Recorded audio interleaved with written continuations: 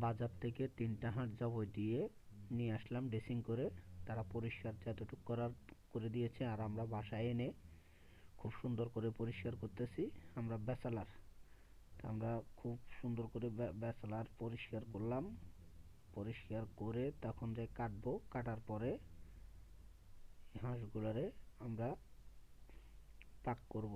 আমাদের খুবই কষ্ট হইতেছে ওনাদের, যেভাবে পরিষ্কার করতেছে মনে হয় যে প্রচুর কষ্ট হইতেছে। আসলে হাঁস পরিষ্কার করাটাই খুবই কষ্ট।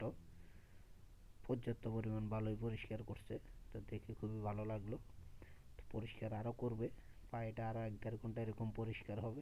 হওয়ার পরে আমরা যে হাঁসগুলারে কাটবো, সেকবো, গরম পানি দিয়ে ওয়াশ করতেছি। হাঁসগুলো চুলায় রেখে একটু সেকে নেব, যে পশমটা আছে সেটা ফালাবো। করে এটা আমরা এই 3টা হাঁস পাক করতেছি।